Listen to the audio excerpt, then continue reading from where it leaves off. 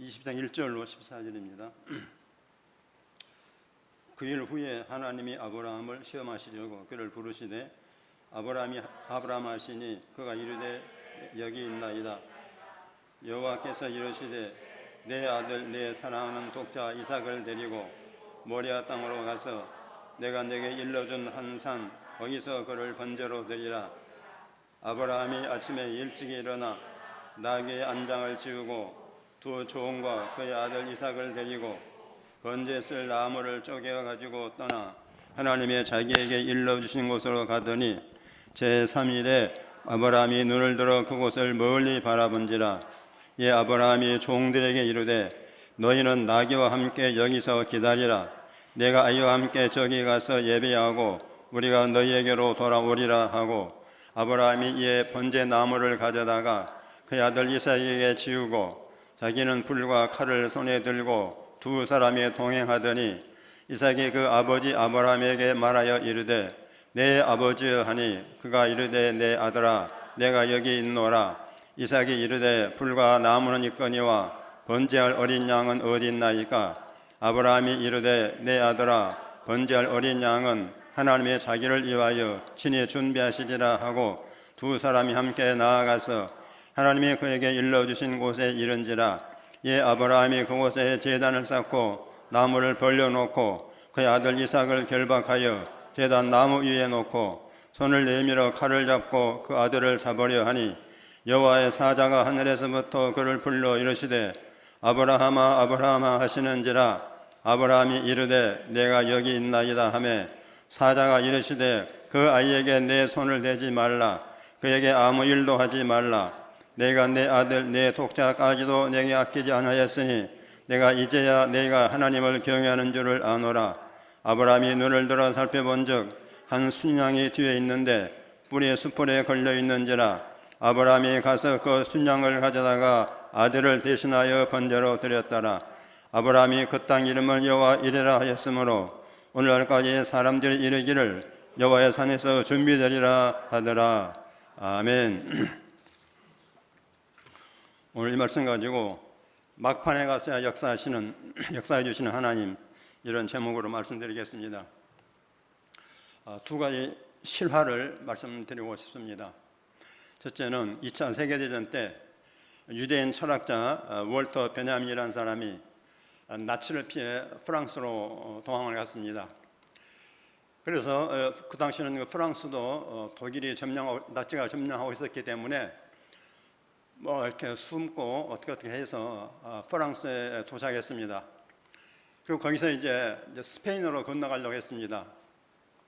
왜냐하면 스페인에 가게 되면은 거기서 미국으로 이제 피할 수 있었기 때문에 이제 스페인으로 가고 있었습니다.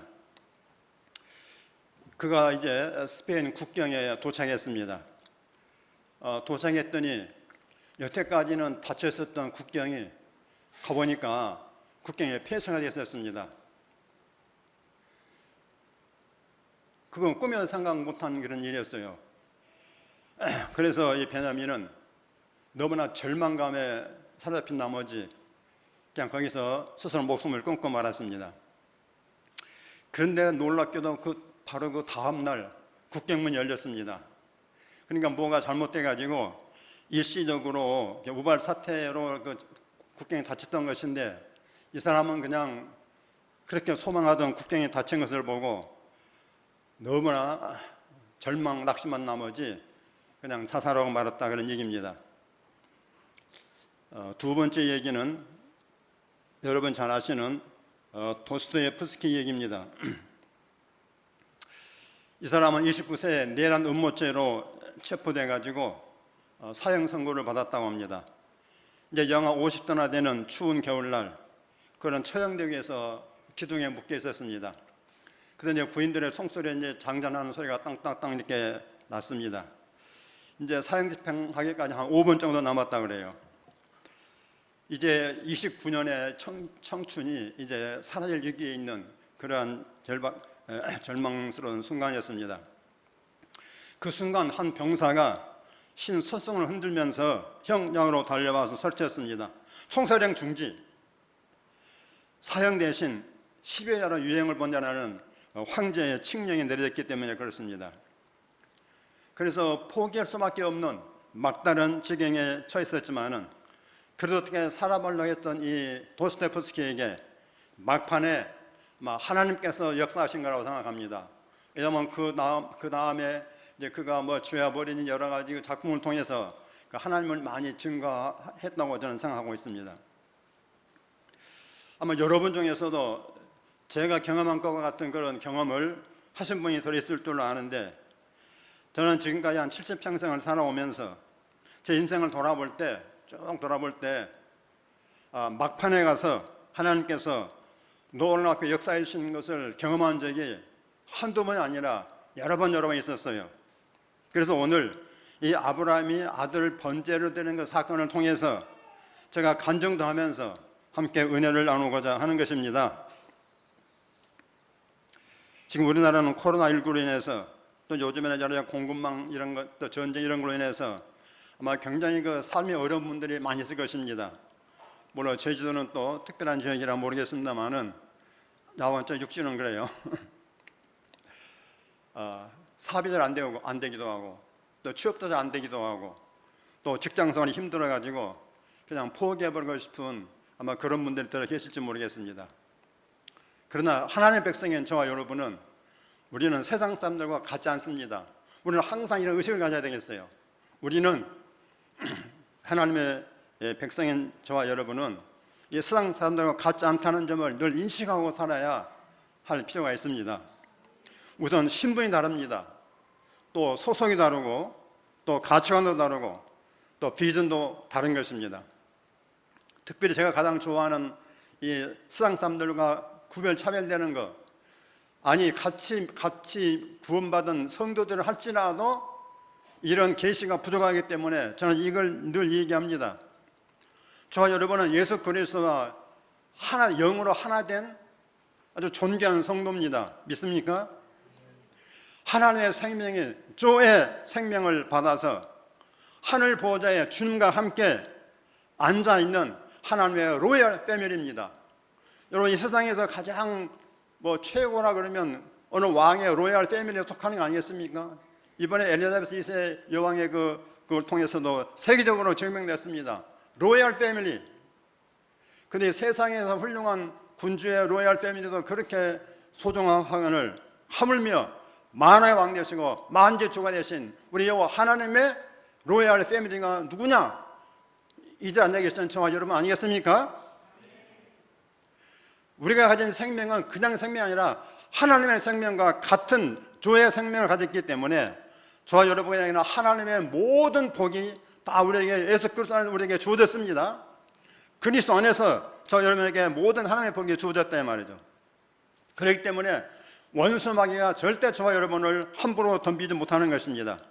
그런 걸 어떤 부정적인 환경에 처한다 할지라도 이 유대인 철학자 월터 베냐민처럼 딱 벽에 부딪혔을 때 낙심해가지고 절망하고 자살하고 그런 걸 할 수가 없는 것입니다. 그렇게 할 필요가 없는 것입니다. 저와 여러분 영적인 신분을 기억하고 절대로 포기하거나 기브업하지 않기를 간절히 바랍니다. 끝까지 우리는 하나님을 신뢰할 필요가 있습니다. 그러면 막판에 하나님께서 놀랍게 역사하실 것입니다. 그것을 보여주는 것이 이 아브라함의 이삭 번제 사건이 많은 걸 보여주겠지만 특별히 저한테는 이것이 막판에 역사하신 하나님의 은혜라고 저는 생각하고 그렇게 경험하고 살고 있습니다. 오늘 본문은 아브라함이 100세 얻은 아들 이삭을 번제로 드리라고 하는 하나님의 명령에 대한 아브라함의 반응, 리스판스 반응을 기록한 내용입니다. 아브라함은 갈대아 우르에서 75세 하나님의 부르심을 받았습니다. 어느 하나님께서 그에게 나타나셔가지고 너는 고향과 친척과 아버지 집을 떠나서 하나님이 지시하시는 땅으로 가라고 명령하셨잖아요. 그래가지고 순종하면 아브라함이 하나님께서 뭘 약속했습니까? 아들을 주어서 너로 하여금 큰 민족을 이루게 해주겠다고 약속하셨습니다. 그래서 제가 이 말씀 묵상해 보니까 제 생각에 아브라함에게 물어보지 못했지만 제 생각에 이때 우상을 숭배하던 아브라함 말이죠. 특별히 아버지처럼 우상 장사해도 돈 벌고 살던 아브라함이 말이죠. 하나님의 말씀에 기꺼이 순종해서 고향을 버리고 떠난 것은 왜 그랬을까? 아마도 아들을 주시겠다는 하나님의 약속 때문 아니겠는가, 저는 그렇게 생각해 보고 있습니다. 왜 그런가 그러면은, 여러분, 아브라함은 형제가 삼형제입니다. 삼형제. 아버지 데라의 삼형제 중에서 장남으로 태어났습니다, 아브라함이. 근데 저 막내 하란도 아들이 있어요. 누굽니까? 롯입니다, 롯. 근데 장자인 아브라함만 아들이 없다 말이죠. 여러분, 요즘은 뭐 많이 달랐지만 고대 사회에서 아들이 없다는 얘기는 이건 수치잖아 이거요. 그래서 아브라함이 이제 하나님의 말씀을 따라서 이제 갈대아 우르에서 가나안 땅으로 왔습니다. 그래가지고 그토록 소원하던 이 아들을 하나님의 말씀대로 100세의 노령에 얻었단 말이죠. 얼마나 참 기뻤겠습니까? 25년 만에 얻은 아들이기 때문에 부자지간에 찰떡같이 사랑하면서 매일매일 즐겁게 지내고 있는데, 어느 날 느닷없이 하나님께서 네 아들을 번제로 드리라 이렇게 명령했단 말이죠. 그때 아브라함의 반응이 어땠습니까? 3절 말씀 보면은 이렇게 나와 있습니다. 아브라함이 아침에 일찍 일어나 나귀의 안장을 지우고 두 조언과 그의 아들 이삭을 데리고 번제 쓸 나무를 쪼개어 가지고 떠나 하나님이 자기에게 일러준 곳으로 가더니, 여러분, 이게 아무리 아브라함 얘기라고 우리가 덤덤하게 읽지만은 저는 솔직한 얘기로 이 구절이 쉽게 이해가 안 됩니다. 이해가 안 돼요. 도대체 아브라함이 이삭의 아버지가 맞는가? 이 사람의 정신 상태가 온전한 것인가? 여러분, 번제가 무엇입니까? 번제는 양이나 소를 잡아가지고 불에다가 완전히 태워서 하나님께 드린 제사가 번제 아닙니까? 이 사랑하는 아들을, 물론 낮에 선교사님 소개한 것처럼 아들이 뭐 A, B, C, D, 뭐 1, 2, 3, 4 그게 아니라 하나밖에 없는 아들인데 말이죠. 이 아들을 소양처럼 잡아가지고 칼로 잡아가지고 죽여서 불에다가 완전히 태워가지고 하나님께 제물을 바치라고 그랬단 말이에요. 이런 회개망측한 명령을 하나님의 말씀이라고 과연 받아들일 수 있겠는가? 아브라함이 이상하든지 아니면 하나님이 이상하든지, 아브라함이 나이가 드니까 이제 판단력이 상실해가지고 그냥 묵묵히 그렇게 순종했는 것인지, 아마 우리 한국의 크리스천들에게 이런 명령을 내리면은 제가 예언자는 아니지만은 아마 세제루살렘 성도들만 빼고 다 하나님 욕하고 다 도망가 버리지 않겠나, 저는 그런 생각을 해봤습니다. 근데 왜 아브라함은 이런 얼토당토하는 명령을 그대로 수용하고 순종했을까요? 이 3절 보니까 뭐 아브라함이 전혀 무슨 뭐 이상한 인상도 안 썼어요. 그걸 왜 그렇게 했을까 보니까 5절하고 8절에 그 비밀이 들어있다고 생각이 됩니다. 여러분, 5절에 뭐라고 되어 있냐면, 내가 아이와 함께 저기 가서 예배하고 우리가 너에게로 돌아오리라 했습니다. 아니, 아브라함이 아들과 함께 예배하고 돌아올 때는, 갈 때는 둘이 같이 올 때는 혼자만 와야 맞는 거 아닙니까? 근데 뭐라 그랬어요? 우리가 너에게로 돌아오리라. 영어로 we, 복수를 얘기했단 말이죠. 그러니까 아브라함과 아들이 예배드리고 함께 돌아온단 말이에요. 아니, 아들을 번제로 하나님께 드렸는데 어떻게 아들도 함께 돌아온단 말입니까? 이거 이해가 안 된단 말이에요. 자, 그렇다면 아들 이삭은 어떻게 되는 것입니까? 8절에 보니까 이삭이 아버지께 물었어요. 불과 나무는 있거니와 번제할 어린 양은 어디 있나이까? 그때 아브라함도 대답을 했는데 좀 엉뚱합니다. 내 아들아, 번제할 어린 양은 하나님이 자기를 위하여 친히 준비하시리라 얘기했습니다. 여러분, 이 대답을 가만히 우리가 묵상해 보면은 지금 아브라함은 말이죠, 이때 아브라함은 무언가를 지금 예상을 하고 있지 않나, 그런 생각이 듭니다. 이 5절과 8절을 연결시켜 보면은 이 아브라함의 믿음을 우리가 볼 수가 있어요. 아브라함이 아들을 칼로 잡아 죽여서 번제물로 드리면은 그걸로 끝나야 되는데 아브라함은 그걸 끝난다고 생각 안 했어요. 하나님께서 그 아들을 다시 살리실 것을 믿었다는 말이 된다, 그 말씀이죠. 왜냐하면은 우리 하나님께서 아브라함에게 여러 번 약속했잖아요. 뭐라고요? 내 아들 이삭을 통해서 많은 민족이 나올 거라고 말씀했단 말이죠. 그러니까 설령 지금 하나님께서 자기에게 이삭을 잡아 죽이라고 했다 할지라도 그러면 자기가 잡아 죽일 수밖에 없지만 하나님께서는 이 아들을 자기의 살리실 줄로 믿었단 말이죠. 100세에 아들 낳게 하신 하나님께서 뭘 못하시겠습니까? 이때 아브라함의 믿음의 수준은 벌써 상당히 발전한 믿음 아니겠습니까? 그래서 우리 신약시대의 단어로 표현하자 그러면은 죽은 자의 부활을 믿었다는 거죠. 언제? 예수님 오시기 2000년 전에 그랬단 말이죠. 그러니까 이것은 사실 어마어마한 믿음이라고 말할 수 있어요. 이건 뭐 말로 표현할 수 없는 믿음이라고 생각할 수 있습니다. 우리가 똑같은 인간인데 말이죠. 네 아들 갖다 바쳐 이렇게 했을 때 막 기쁜 것처럼 말이죠. 이렇게 바칠 수 있다는 건 이건 뭐 아무나 할 수 있는 믿음이 아니지 않습니까? 근데 이것을 말이죠. 뒷받침해 주는 말씀이 있습니다. 어디입니까? 신약성 히브리서 11장 17절로 19절이에요. 자, 이 말씀 우리 같이 한번 읽어보겠습니다. 시작. 아브라함은 시험을 받을 때 믿음으로 이삭을 드렸으니 그는 약속들을 받은 자로 돼 그 외아들을 드렸느니라.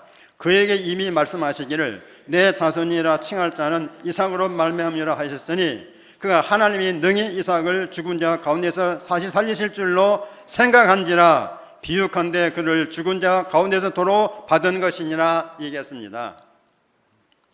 그러니까 아브라함이 이삭에 대한 부활신앙을 갖게 된 계기가 오늘 그 말씀 가운데 있단 말이에요. 19절에 그 한 단어요. 그 무슨 단어입니까?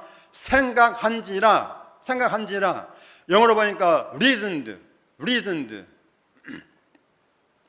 그 영어가 좀 틀린 것 같은데. 생각한지라. reasoned. 그 단어 속에 비밀이 숨어 있다고 생각합니다. 이거 뭐냐면 하나님의 말씀을 중심으로 해서 이성적으로 합리적으로 추론해봤다는 거예요. 추론을 해봤어요. 하나님께서 네 아들 이삭을 번제로 드리라 했을 때 이 아브라함이 이때는 겉으로 보면 무조건 순종한 것 같지만 사실은 생각해봤어요. 합리적으로 추론해봤습니다. 이걸 가리켜 신학적인 용어로는 계시 의존 사색이라 이렇게 이해합니다. 아들 죽이면 후손은 그냥 끊어지는 겁니다. 끊어지는 거예요. 근데 하나님께서 뭐라고 말씀하셨습니까? 이삭을 통해서 후손이 이어진다 그랬거든요. 이삭을 통해서 후손이 이어진다고 약속하셨단 말이죠. 여러 번 말씀하셨어요. 그렇다면은 이삭을 죽여도 다시 살려야만 하나님의 약속이 이루어진다 그 말씀 아니겠습니까? 그것이 논리적으로 맞다 이 말이죠. 이것을 누가 깨달았는가? 아브라함의 그걸 깨달았단 말이죠. 그렇기 때문에 아들을 번제로 바치는 하나님의 명령을 받았을 때 아브라함은 전혀 흔들리지 않았습니다. 요동하지 눈 하나 깜짝이 안 했다 이 말이에요.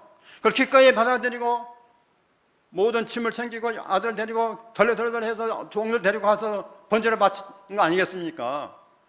여러분 그건 그냥 읽을 게 아니고 정말 이거 우리가 소위 스릴과 서스펜스를 가지고 읽게 될 부분인데 아브라함은요 전혀 미동하지 않고요 아주 자연스럽게 했단 말이죠. 그 믿음이 어디서 나왔겠냐 그 말씀입니다. reasoned, 생각한지라.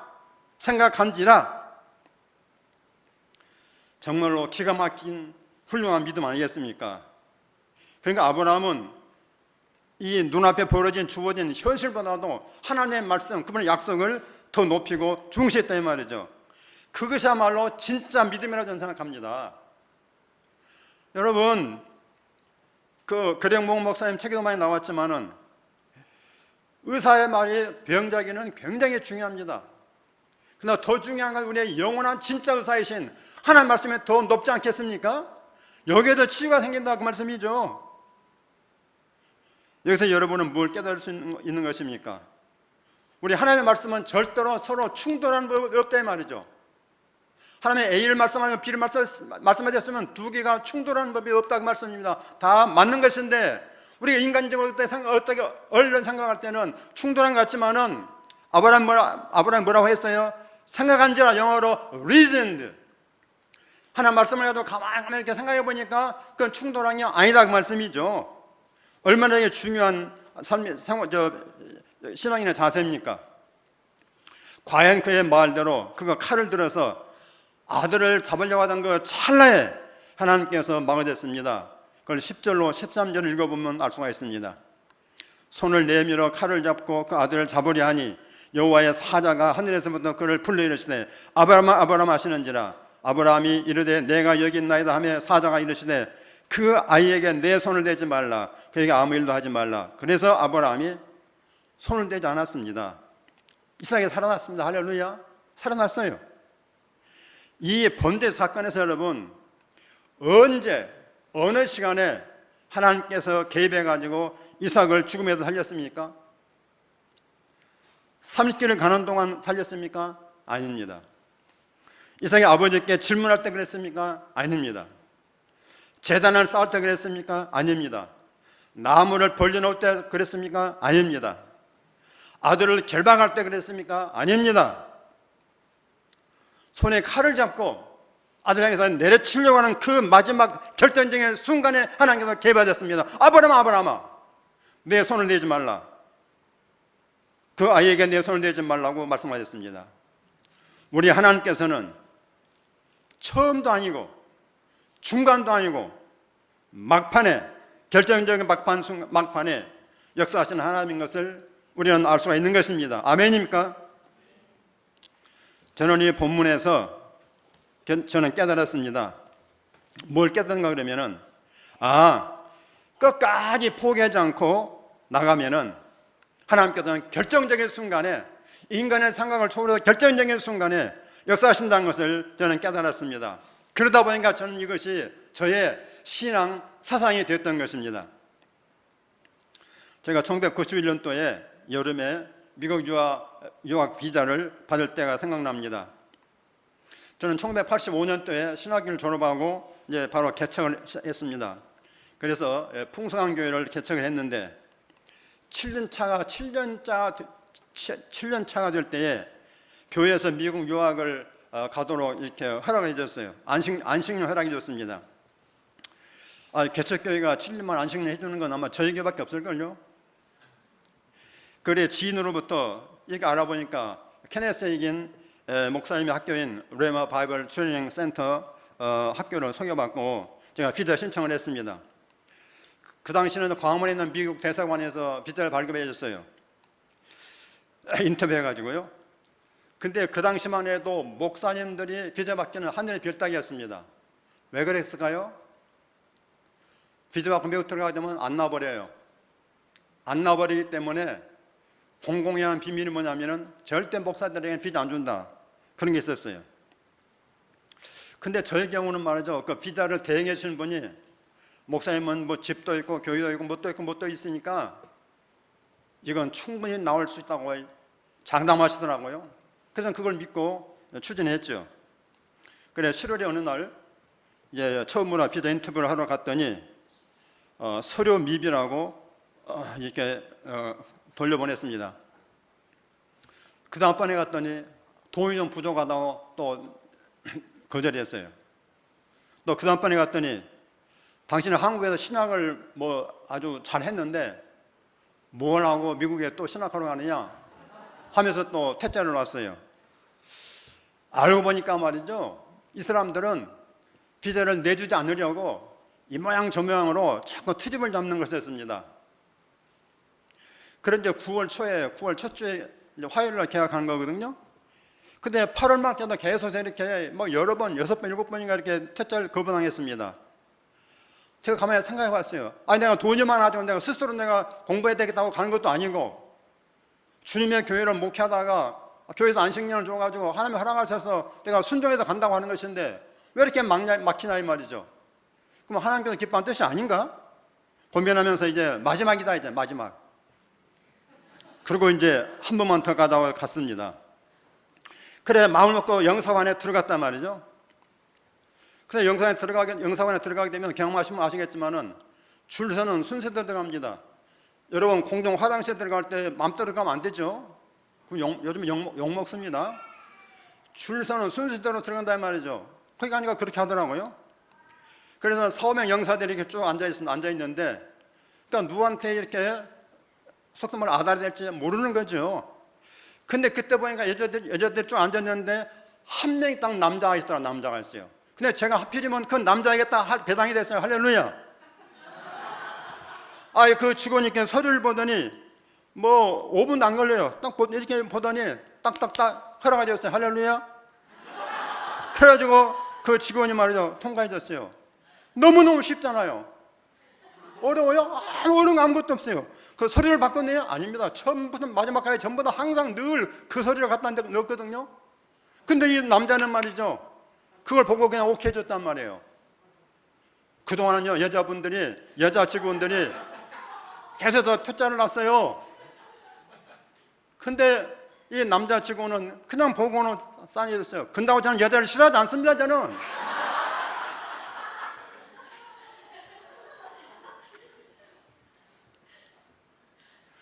우리 하나님께서는 막판에 가서 역사하신다는 걸 그는 그때 깨달았습니다. 옛날에 아브라함 얘기가 아니고 오늘날 저의 얘기였어요, 이게. 근데 여러분에게 말씀드리고 싶은 건 이거는 성경적인 명시된 말씀은 없어요. 이건 하나님 약속은 아닙니다. 오해하지 마십시오. 저처럼 이렇게 하는 게 아니고, 성경 아무리 찾아봐도 없더라고 이거요. 우리 하나님은 마지막 역사하신다, 창세기 몇 장 몇 장 이런 게 없어요. 단 저는 아까 얘기했지만 제가 경험적으로 간증 상황에서 얘기하는 것이니까 여러분 참고하시고, 그럼 여러분 막판에도 안 되면은 그때 하나님께 목사님 설교하실 때 그렇게 말씀하셨는데 왜 하나님 안 됩니까? 아직도 막판이 안 된 모양이죠, 그게.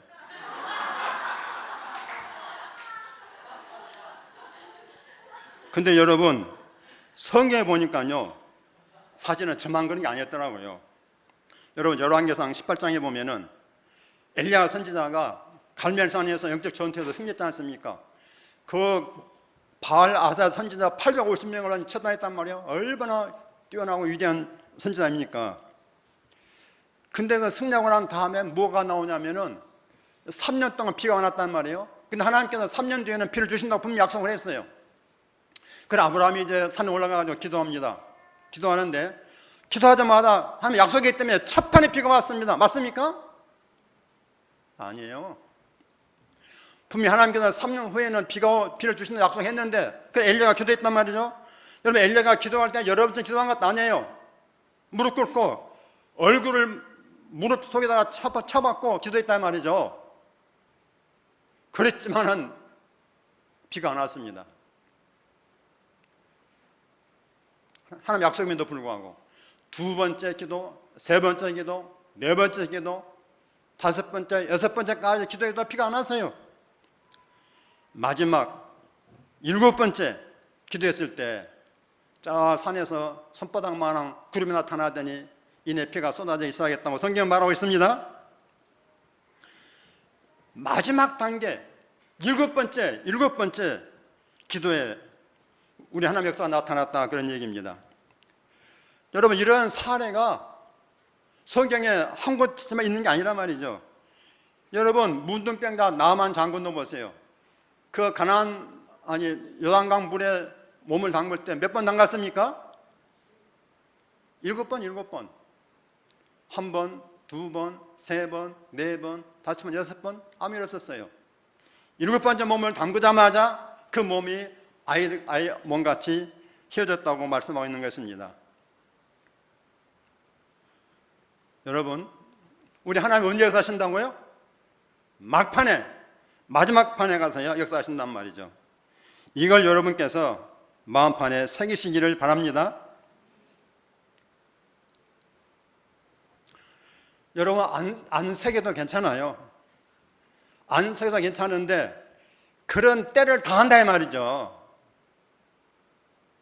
그럼 어떻게 할까요? 그런 때를 안 당하면 괜찮은데 그런 때를 당한다 이 말이죠. 사람이 살아가다 보면은. 제가 지난 3월, 4월, 5월 3개월 동안 미국에 있었습니다. 그때 우리 집사람은 한국에서 코로나 걸려가지고 나와서 들어갔어요. 저는 좀처럼 병이 안 걸리는 사람입니다, 저는. 근데 제가 미국 가서 걸려버렸어요. 아까 목사님께서 말씀드렸지만은 우리 손자가 학교 다니는데 얘가 걸려가지고 온 거예요. 근데 늘 손자하고 놀기 때문에 아마 제가 올맞나 봐요. 근데 이 감기하고 똑같아요. 그래서 감기인가 보다 하고 검사 받았더니 양성이에요, 양성. 그래도 조금 있으니 한 일주일 고생하니까 나았더라고요. 그래 검사 받았더니 양성이래요. 이제 내일 모레 꼭 가야 되는데, 한국 나와야 되는데 양성이에요. 제가 언제 걸렸냐면은 딱 출국을 앞두고 11일 전에 걸렸어요, 제가. 그래서 이제 열심히 이제 노력해가지고 이제 그 검사를 받는데, 출국 2일 앞두고 검사 받았더니 양성이에요. 제 집사람 음성이고, 또 출국 1일 앞두고 검사 받았더니 양성이에요. 우리 집사람 음성이고. 그러니까 저는 이제 그 다음날 출국해야 되는데 할 수가 없는 거예요, 이제. 여러분, 미국 법은요, 법은 법이에요. 미국 법은요, 뭐 어떻게 통하는 그게 없어요. 아주 진짜 법치국가는 미국입니다. 어떻게 이제 저는 못 나오는 게죠, 못 나와. 어떻게 됩니까? 그때 우리 아들이 알아보니까 11일 전에 걸린 사람은 출국 전날과 전전날에 양성이 나와서도 출국할 수 있는 길이 있다는 거예요. 놀랍죠? 어떻게 하냐? 출국 전날 그 클리닉인데 클리닉 의사한테 전화해가지고 전화로 이렇게 문진을 해서 그 사람이 오케이 하게 되면은 그걸 이제 이메일로 확인 문서를 보내면은 그걸 가지고 공항 카운터 내면 된다는 겁니다. 그래서 제가 이제 돈을 내고 의사에게 전화 문진을 해가지고 통과가 됐어요. 그래서 그분으로부터 확인 문서를 이메일로 받아가지고 공항 카운터에 가서 드렸더니 그냥 통과해가지고 한국으로 나올 수 있었습니다. 할렐루야. 완전히 길이 막혔어요. 저는 한국에 나올 수가 없어요. 근데 하나님께서 막판에 극적으로 역사하심으로 말미암아 저는 기적같이 출국할 수 있었습니다. 할렐루야. 우리 하나님은 언제 역사하시느냐? 마지막 단계에서 극적으로 역사하시는 조직 하나님을 제가 여러분에게 선포합니다. 여러분, 아브라함, 이삭을 바치라는 하나님의 명령에 이렇게 기꺼이 순종할 수 있었던 그의 믿음은 어떤 믿음이었습니까? 하나님의 말씀을 그대로 믿고 의심 없이 순종하는 믿음이었습니다. 아들을 주시겠다고 하나님께서 말씀하시면 임신 연령과 상관없이 100살이 됐든 150살이 됐든 200살이 됐든 임신 연령과 상관없이 하나님의 아들 주신다 그러면 주신 줄로 믿는 것이 아브라함 믿음이었습니다. 근데 그 믿음을 훈련하기 위해서 많은 세월이 걸렸단 말이에요. 몇 년 걸렸습니까? 25년이 걸렸습니다. 25년이. 그동안에 여러 가지 사건들을 경험하면서 말씀 믿는 훈련을 받은 것이죠. 그런 믿음 훈련되었기 때문에 이렇게 기꺼이 아들을 바칠 수 있다고 믿습니다. 그러니까 75세에 하나님 만나가지고 25년 동안에 연습해가지고 이삭을 낳았고, 그러면 그대로 믿음 공부가 끝났습니까? 아닙니다. 계속해서 이 아브라함 믿음이 성장해가지고 아들 이삭을 번제로 들어 해도 아멘 할렐루야 하면서 바칠 수 있는 그런 믿음으로 성장했다 그 말씀이죠. 할렐루야. 근데 저와 여러분이 하나님을 믿을 때 어려워요 사실은. 어려운 점이 뭔가 그러면은 우리의 생각이나 이성이나 이 상식에 맞으면 믿기 쉽죠. 그러나 안 맞으면은 의심이 생기고 100% 믿기가 어렵다 말이죠. 그래서 뭐가 필요합니까? 믿음 훈련이 필요합니다. 때는 실패도 하고 성공도 하면서 믿음 훈련을 하는 것이죠. 그런 믿음 훈련하라고 이 땅에 뭐가 있습니까? 바로 처치, 교회가 있는 것입니다. 그래서 그런 믿음 훈련을 잘하는 교회가 우리 하나님 인정하시는 좋은 교회라고 믿습니다. 우리 새 예루살렘 교회가 바로 그런 교회인 줄로 믿습니다. 저는 이 교회를 안 지가 얼마 안 되지만은 제가 그동안에 또 유튜브로 너 목사님 설교도 들어보고 또 여기 와서 실제로 경험해 보니까 바로 이 교회야말로 그런 믿음 훈련을 잘 시켜주는 좋은 교회인 줄로 믿습니다. 이렇게 하나님과 말씀을 신뢰하는 사람에게 우리 하나님께서는 막판에 가서 역사하시는 하나님이신 것을 저는 여러분에게 고백하고 선포합니다. 제가 번역한 책 중에 제키 마이지의 저서인 우리가 몰랐던 임신 출산의 비밀이라는 책이 있습니다. 영어로는 Supernatural Childbirth라는 책인데 이제 이렇게 저렇게 이제 한국말로 바꿔서 출간했어요. 이 제키라는 여자는 테리라는 남자를 만나가지고 서로 이제 교제했습니다. 교제하다 보니까 이제 결혼하자는 얘기가 나오지 않겠어요? 그때 제키라는 여자가 솔직히 남자에게 고백했어요. 저는 아기를 낳을 수 없는 몸입니다. 고백했어요. 우리 제주 새예루살렘 교회 성도들은, 남자들은 그런 말 들어도 괜찮아? 그렇게 할 수 있겠지만은 저 같으면은 그러냐고 그러고는 이제 가만히 끊어버리죠. 근데 말이죠, 이 테리라는 남자는요 그러지 않았어요. 나는 아기를 가질 수 없다는 그 사랑하는 여자의 말을 듣고 따졌습니다. 누가 그런 말 했느냐? 누가 그랬어? 산부인과 의사가 그랬다고. 야, 의사가 하나님이냐? 의사가 하나님이냐? 내가 믿는 하나님은 결혼을 하게 되면은 아기를 얼마든지 2명, 3명, 4명 가질 수 있다고 하나님 말씀하셨어. 나와 결혼하자. 그랬어요. 이런 크리스찬 남자가 미혼자가 한국 땅에 얼마나 있을까요? 교회마다 한 명씩이라도 있으면 좋겠어요. 한 명씩이라도. 근데 그런 교회 많지 않을 겁니다. 그래, 테리는 제키와 결혼했어요. 둘 다 믿음이 다른 거예요. 근데 결혼했어요. 그럼 결혼한 다음 맨 처음 뭐 해야겠어요? 이 테리 입장에서 가르치는 거죠.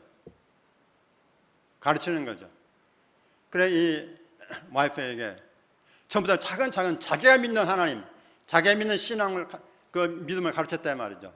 그리고 둘이 같은 레벨의 믿음이 됐어요. 이거 굉장히 중요합니다. 이게 같은 레벨의 믿음이 됐단 말이죠. 의사는 이렇게 말했지만은 나는 하나님의 말씀을 믿고 나는 아이를 가질 수 있어. 그런 믿음을 가졌단 말이죠. 그래가지고 남자 2명, 여자 2명, 4명의 아이를 낳았어요. 할렐루야.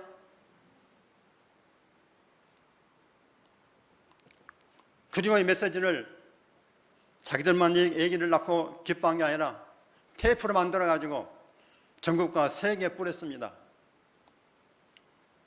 나중에 이제 책도 나왔지만은. 근데 그 테이프를 듣고 말이죠, 전국과 세계 각처에서 아기를 낳았다는 보고 리포트가 억수로 쏟아져 들어왔습니다. 할렐루야. 여러분 그 책에 보면 뒤에 보면 나와 있습니다.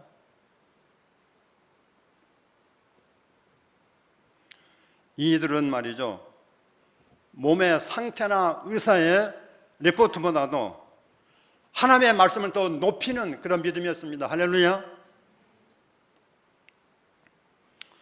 사랑하는 성도 여러분, 우리 하나님은 초판에도 역사하십니다.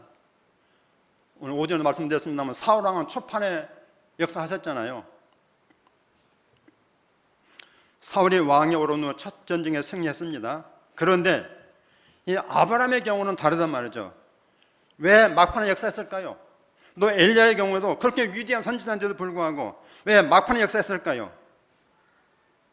하나님의 계획이 있겠죠. 그게 뭐냐? 하나님께서는 그 사람이 하나님께 대한 믿음과 신뢰를 더 키우기 원하신다, 그 말씀이죠. 그까지 믿음을 유지해 주기 위해서 그렇게 한 것이란 말이죠. 여러분, 상은 첫판에 받습니까? 막판에 받습니까? 상이라는 건 막판에 받는 것입니다. 쭉 달려갔을 때 막판에 가서 받는 게 상 아니겠습니까? 여러분도 그런 상을 향해서 끝까지 달려가시기 바랍니다. 그럼 막판에 하나님께서 역사하실 줄 믿습니다. 이 막판에 하나님의 역사를 믿는 믿음을 유지하려면 뭐가 필요할까요? 저는 말씀 고백과 선포가 매우 중요하다고 생각합니다. 여러분, 제가 레마 학교 갔을 때요, 제일 충격받은 게 하나가 뭐냐면 이 컨페션이라는 과목이었어요. 컨페션. 이건 한국에서는 전혀 한 번도 들어보지 못한 그런 가르침이었거든요. 컨페션, 고백. 말씀 고백과 선포가 자기의 믿음을 유지하는 데 굉장히 중요하다는 말씀을 드립니다. 누가 그걸 잘했는가 하면 갈렙이 잘했습니다. 갈렙. 45년 동안 갈렙은 가나안 땅을 주신다는 하나님의 약속을 흔들리지 않고 붙잡았습니다. 가나안 땅은 내 거다. 가나안 땅은 내 거다. 가나안 땅은 내 거다. 이런 말씀을 계속 고백 선포하면서 45년 동안이나 그 고백을 했습니다. 그걸 고백할 때 의심이 사라졌습니다. 그걸 고백할 때 불신앙이 사라졌습니다.